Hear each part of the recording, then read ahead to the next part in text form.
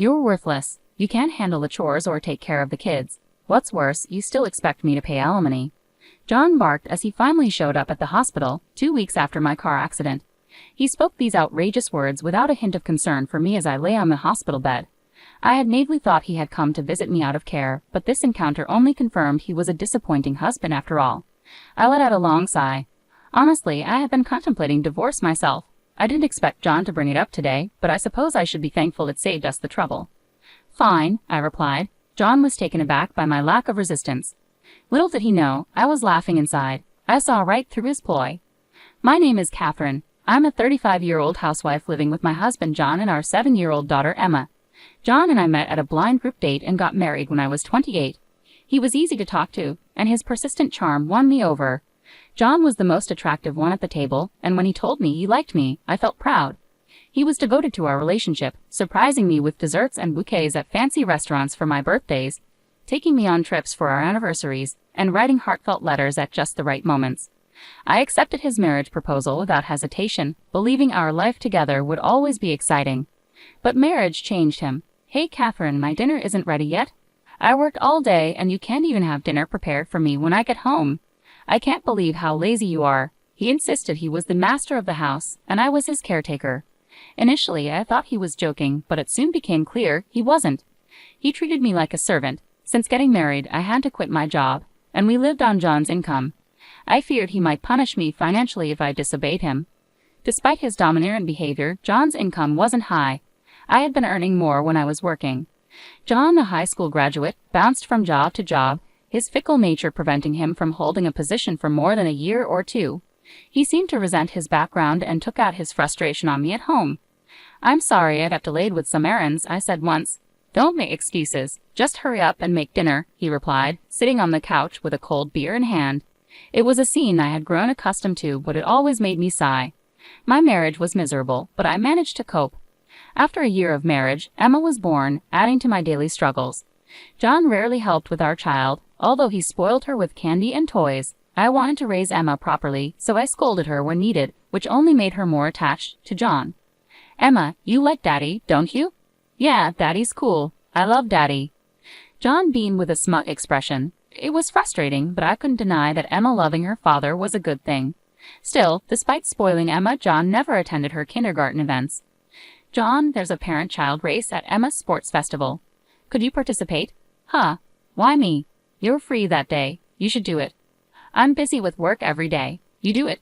But it's a chance to bond as parents. The sports festival is on a holiday, so you won't have to work." "Shut up. We're already bonded. Maybe you should work on your bond with Emma. She thinks you're a wicked witch, you know. Lol." John left for work, laughing at me. He was a super dad who never showed up for school events. I worried that John's self-indulgent, strict behavior might influence Emma.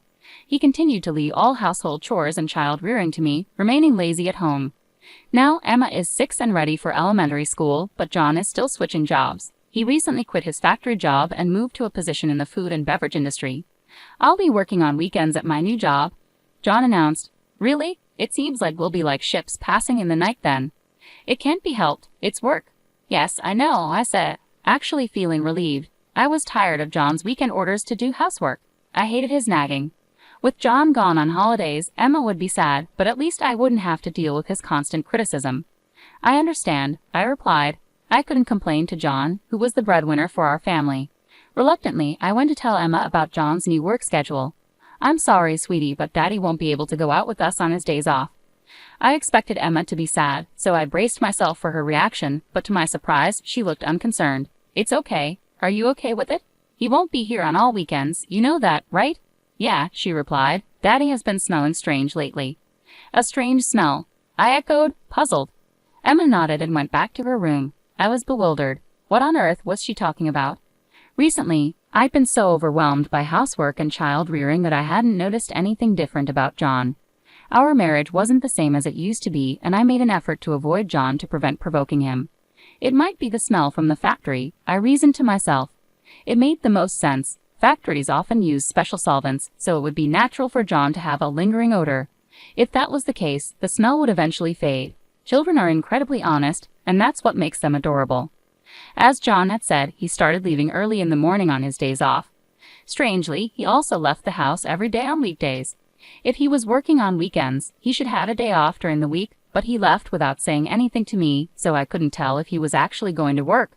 I wondered what he could be doing, leaving so early even on his days off. Curious, I asked him, "You seem to be going out every day off. What are you doing?" John blinked in confusion for a moment, then scratched his head in an annoyed manner. "I'm working. I'm going to work voluntarily." "Really? But you should take care of yourself, or your body won't hold up." "Shut up. Don't complain about my job," he snapped. I didn't understand why John got so angry about this when he constantly complained about my housework and child rearing. I didn't believe what John said. There was no way he would voluntarily go to work on his days off. I knew this because I had been watching him closely for many years. If he was that passionate about work, he would have stayed at his previous company longer. I started paying attention to the strange smell Emma had mentioned. Indeed, John came home from work with a sweet, striking fragrance. The smell wasn't from the factory. Why hadn't I noticed this before? I lamented my naivety and vowed never to make such a mistake again. From that point on, I decided to carefully observe John on weekdays when he claimed he was going to work. He seemed to wake up an hour earlier than usual, groom himself meticulously, and appeared to be in a good mood. These days varied from week to week, sometimes being a Monday, sometimes a Thursday, but it was clear that John was happy on those days. When John left the house, I went into his room to see if there was anything that could serve as a clue. I felt like a police officer conducting a search. Since I always cleaned John's room, I was familiar with it, and I didn't feel guilty. If John had left any incriminating evidence, it would likely be somewhere not easily spotted. I searched carefully under the desk and bed. Finally, in a candy tin in the closet, I found a large number of letters. "What is this?" I muttered to myself. All the letters were from the same person named Mia, properly sent through the mail. The postmark dates revealed the oldest was from 2 months ago, and the most recent was sent just yesterday. As I read through them, I found phrases like, "I regretted when we broke up, but now I really love you. I want to go back to the time when I was with you, and I love you," reminiscent of a teenage girl in the throes of youth. At first, I thought it was John's ex-girlfriend sending letters unilaterally, but then I found a concerning sentence. "I'm glad you like me again. I'm looking forward to our next date." This truly joyful sentence jumped out at me. The date on it was from last week. It seemed John was meeting this my girl regularly. He was definitely guilty. I took photos of the letters' contents with my smartphone, considering confiscating the letters but realizing that moving them might arouse John's suspicion. Although I had physical evidence, it felt insufficient as proof. After pondering for a while, I decided to hire a private investigator to look into John's personal life. 3 weeks later, the investigator reported the results. I was surprised to receive them so quickly. The investigator brought photos of John walking arm in arm with Mia and exchanging passionate embraces in the park at night. There was even a recording of them saying, "I love you" to each other. I calmly accepted the facts. With solid evidence in hand, I went straight to the municipal office and came back with a divorce form. Now that I knew John was cheating, there was no reason to cling to him anymore. I swore to thrust the divorce papers in John's face the next time something definitive happened. I returned home and heaved a deep sigh. I was acting decisively this time, but honestly, I was devastated. I was angry at myself for having married someone like John. I thought about resting a bit before preparing dinner when my cell phone rang.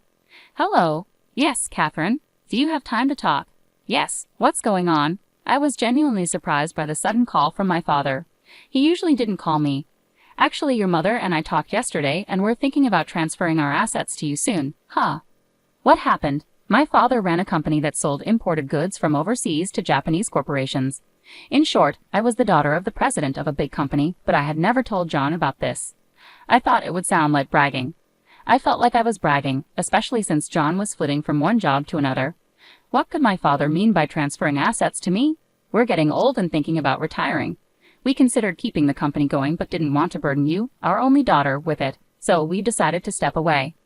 "I see," I replied, feeling a mix of guilt and gratitude. My parents had always respected my decision not to take over the company and were now considering my future. I was overwhelmed by their kindness. "So we're planning to transfer our assets to you. Our total wealth is $14 million, but we're fine with keeping just $1 million. We decided to give you the remaining $13 million. $13 million. I was stunned by the figure. It was an amount I could never dream of earning in my entire life. "Yes, there will be inheritance tax, but there should still be quite a bit left. You won't have to worry about living expenses for the rest of your life." "Dad, thank you." I expressed my utmost gratitude to my father and mother and hung up the phone. $13 million would be coming my way soon.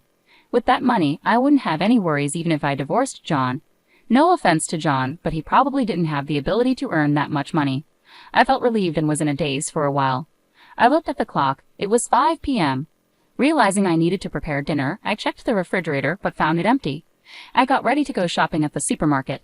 After hearing about the assets from my father, my heart felt lighter, but there was also a sense of urgency, knowing John might come home soon. I was walking quickly when the last crosswalk to the supermarket turned green, and I hurried across.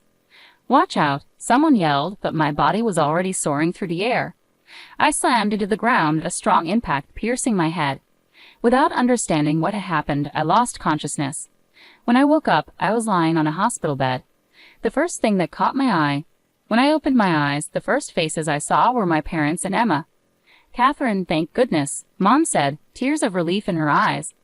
Emma was sobbing next to me. I gently stroked her head. "You were hit by a car and fractured both legs," Mom continued. "They say it will take 3 months for a full recovery." 3 months? I felt dizzy at the thought of such a long period of immobility. From that day on, I was confined to a wheelchair. Although the nurses took care of me, I felt frustration and irritation at not being able to use my legs. During my hospital stay, my parents and friends came to visit me. My parents were now taking care of Emma since John was always at work. I thought it would be better for Emma. I was happy that everyone came to visit, but John never showed up. I doubted his sensitivity, thinking, aren't we husband and wife after all? I couldn't help but imagine that he must be enjoying his daily life with his ex-girlfriend. However, 2 weeks after the start of my hospitalization, John finally showed up. "Hey, feeling good?" John asked ironically, even though he must have known I wasn't well. "Yes," I replied lightly, shocked by his insensitivity. "It's a mess here without you at home," he complained. John, who always had something negative to say about my housework, seemed to lack human empathy. I sighed, hoping he would at least show a little concern for my well-being. "What can I do?" "I was in a car accident," I retorted. John looked at me with contempt and said, "What are you talking about? You're useless if you can't do housework or child care. That's the worst, and you'd better pay alimony." He blurted out such outrageous things to his hospitalized wife. Although I initially thought better of John, assuming he finally came to visit me out of concern, he was still a disappointing husband. I sighed heavily again. Honestly, I had been thinking about wanting a divorce myself.